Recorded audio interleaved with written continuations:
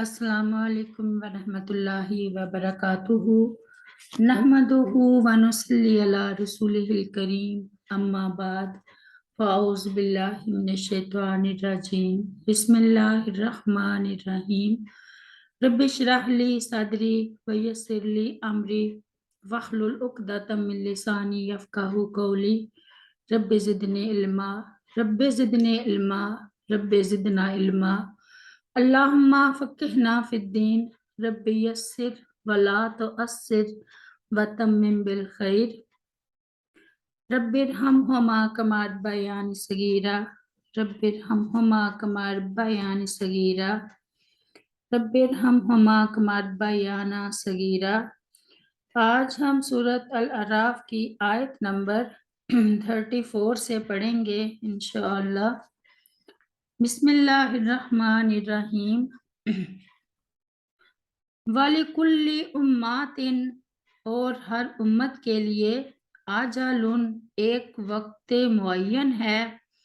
فَإِذَا سو جب جاء آ جائے گا آجَلُہُم ان کا معین وقت لا یستأخرون تو نہ وہ پیچھے ہوں گے اس سے ساعتاً لمحہ بر ولا یستقدمون اور نہ آگے ہوں گے۔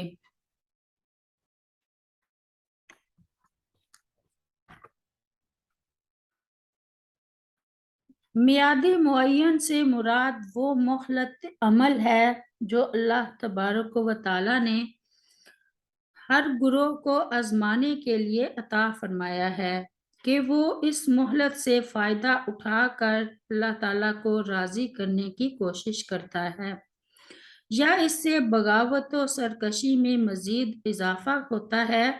یہ مہلت بعض دفعہ ان کی پوری زندگیوں تک ہوتی ہے، یعنی دنیاوی زندگی میں وہ گرفت نہیں فرماتا بلکہ صرف آخرت میں ہی وہ سزا دے گا۔ ان کی اجل و مسمی قیامت کا دن ہی ہے، اور جن کو دنیا میں وہ عذاب سے دوچار کر دیتا ہے ان کی اجل مسمی وہ ہے جب ان کا مواخذہ فرماتا ہے۔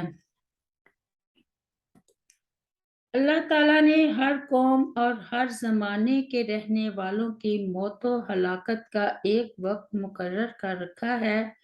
جب وہ گھڑی آ جائے گی تو اسے کوئی ٹال نہیں سکے گا۔ کبھی اللہ تعالیٰ کسی سرکش قوم کو دنیا میں عذاب دے کر ہلاک کر دیتا ہے اور کبھی کسی کو چھوڑ دیتا ہے جہاں تک کہ اس کے افراد طبعی موت مر جاتے ہیں اور ان کا عذاب آخرت کے لیے اٹھا رکھا جاتا ہے۔ اس آیت کریمہ میں اس بات کی طرف اشارہ ہے کہ دنیا میں نافرمان امتوں اور قوموں کی ہلاکت ان کے گناہوں کی وجہ سے ہوتی ہے۔ رب اغفر لی ولوالدی ولمن دخل بیتی مؤمنا وللمؤمنین والمؤمنات سبحان ربک رب العزت عما یصفون وسلام علی المرسلین والحمد للہ رب العالمین۔ السلام علیکم ورحمۃ اللہ وبرکاتہ۔